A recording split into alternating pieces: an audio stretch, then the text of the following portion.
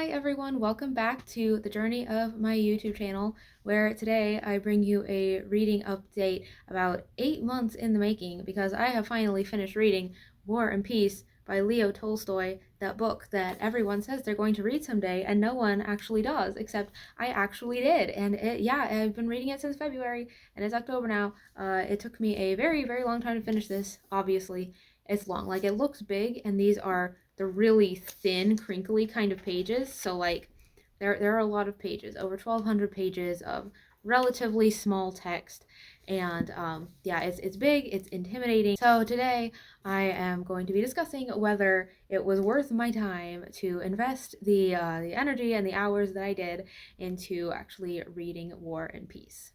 First off, I want to address just what even is this book, because this is a book that I had heard the title of many times and I really had no idea what the plot was or even who the characters were or what all was going on in this book. It was just a book that, like, it's the big classic that is not even the classic that everybody was forced to read for school because it's too long to read for school. It's the book that nobody even knows that much about because it's just rumored as being so very difficult to read. So this book follows the members of a few aristocratic Russian families starting in 1805 and going through 1813 during the wars between France, led by Napoleon, and Russia during the time of Emperor Alexander. It starts by leading up to the famous Battle of Austerlitz, and it ends with Napoleon's even more famous and infamous invasion into Russia that ended with his troops freezing and starving in the winter and dispersing and totally failing to conquer Russia. And that's the invasion that is famous for being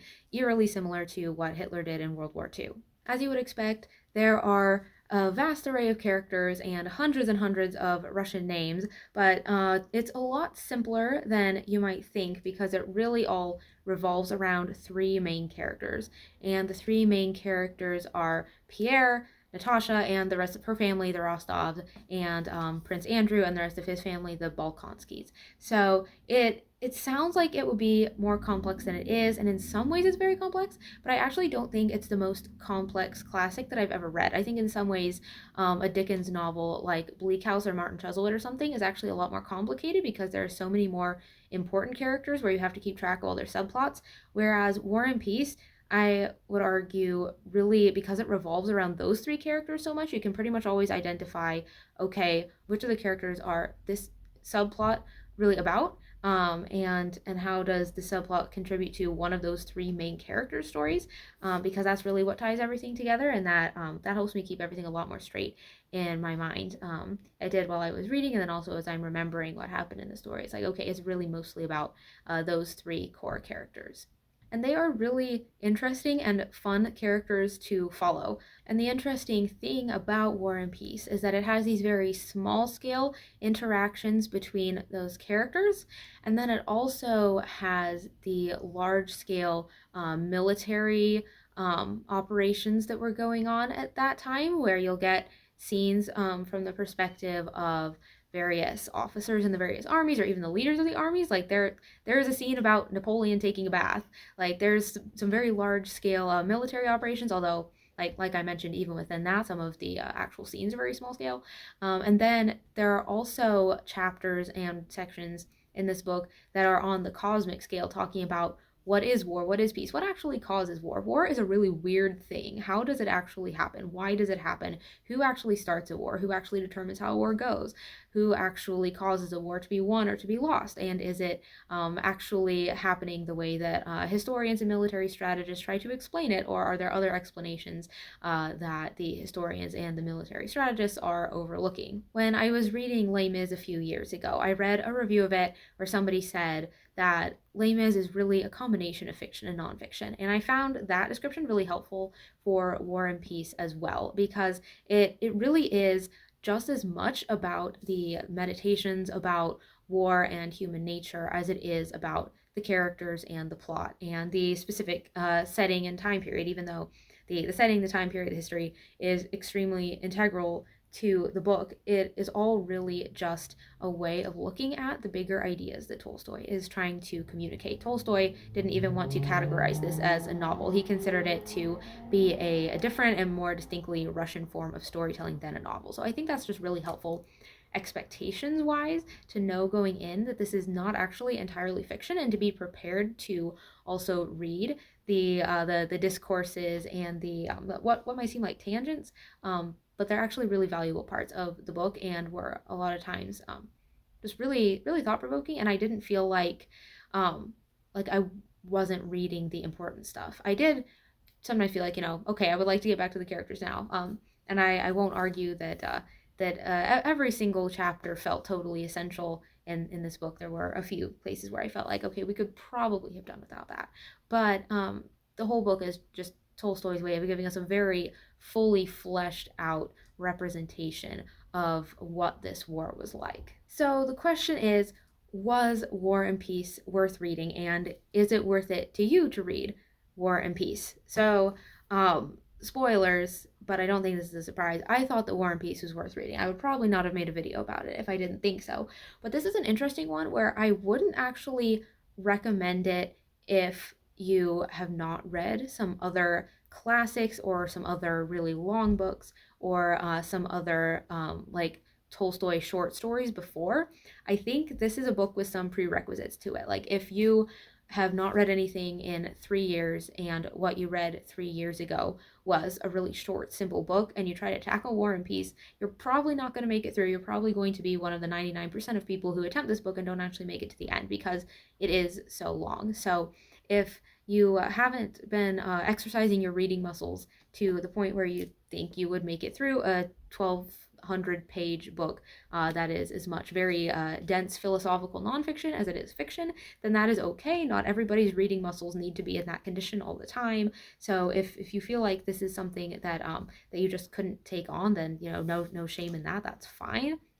But if you do read classics, if you're used to reading long books, complex books, if you're used to reading Russian books, then I would definitely say that this is worth your time. It is a classic for a reason. There's a reason that people still remember and talk about this book, even though not that many people have read it to this day. And the reason is not just that it's long and hard to read. Also, I didn't feel like it was as hard to read as its reputation. Really, the only obstacle is that it's so long, and there are hundreds and hundreds of Russian names, which are really cool names. But if you stumble over that kind of thing, if you're not very familiar with Russian, then it can feel like a bit of an obstacle. But it's not the most complicated story ever. There's a very clear through line of the progression of the war and the people growing up. It's not hard to understand what's happening at any given moment. The writing is very clear. So it really was not as difficult as its reputation was, I think. Just, again, the main thing is that it is very long. But there are a lot of books that are popular today that are very long. I think about the Brandon Sanderson books that I've read. There are a lot of books that are very popular today that actually are very long and very complex. And if you're used to reading that kind of book, I don't think War and Peace is going to feel that difficult to you if you try it. So if this book is so long and a bit of a difficult one to read, then why is it worth it? So I think the first thing is the characters. The characters are so realistic. They are very nuanced, and they just feel very real. They're very honest. I think Tolstoy must have been pretty vulnerable when he wrote this about himself and about the people that he knew in real life, because the characters that he really digs into just feel so much like people that is really amazing. And he will go into these explanations or explorations of kind of their mental state or their emotional state that are just so hard hitting, because they're so human and so relatable. And I think it's so cool to feel like a book that is a couple hundred years old is extremely relatable, because it just shows that humans are the same in all times and all places. And so that is just a really neat part of this book. The relationships also are fascinating.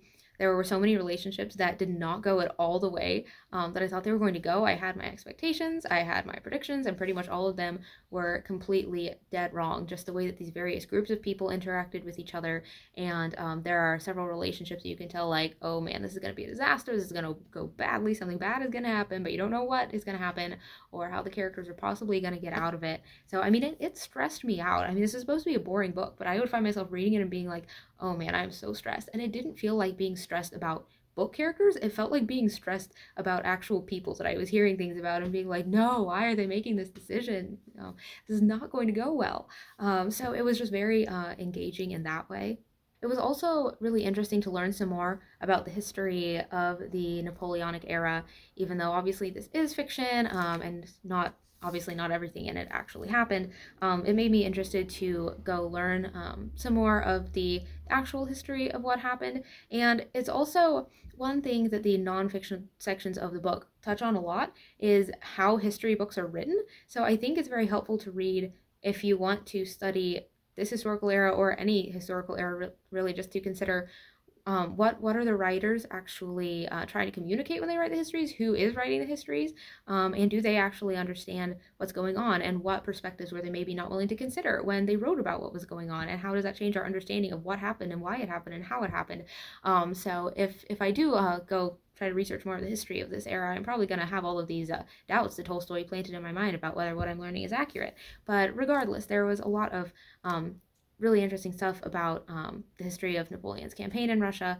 I knew that it happened and that it went really badly, but I didn't really know how it worked or the details of why it failed so much. So that was all just really cool to learn about, especially from the perspective of characters that I cared about. And then there's also the philosophical side of the book, which again was really interesting, really thought-provoking. You might agree or disagree with Tolstoy on various things, but it is impossible to read everything that he says and not at least have to really think hard about it.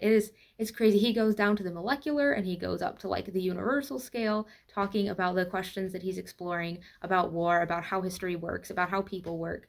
And it's just mind blowing how thoroughly he's thought all of this through. It makes me feel like I've never thought about anything at all, because I just the level of detail that he put into thinking these things through is really, really fascinating, and definitely worth thinking through everything that he puts forward. So it's a bit of mental exercise to read the book for sure, just because it is so thought provoking. But that's also a big part of why it's worth your time, because it really asks you to think through some interesting questions about topics that I don't just usually ponder in my everyday life. So those are my thoughts on War and Peace. I'm really glad I read it. If you've read it, let me know if you thought that it was worth it or not. If you haven't read it, let me know if you think it sounds worth it to you or not, because I know that it's not everybody's thing, but I hope that some more younger people especially will pick this book up and keep its legacy going, because it is definitely one of the classic books, and it's classic for a reason, and I definitely hope that we keep reading it into the future. Also, I need to mention how gorgeous this copy is that we got as a wedding present. Like it was fun to read this book just because it is such a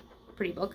That's the other great thing about classics, is that you can get really amazing editions of them. I would definitely recommend this one. It is really great, and it has cool end papers too. It's really, really smart, because this end paper is like the peace end paper, where it shows the sort of social life and the individuals, and then this one is the war end paper, where it shows the council of military leaders. So anyway, that's just this particular edition of War and Peace, but any book feels more worth reading if you have a really pretty edition of it. Thank you for watching my video that was not quite as long as War and Peace, but did take some of your time. I hope it was worth your time, and I will see you next time. Bye!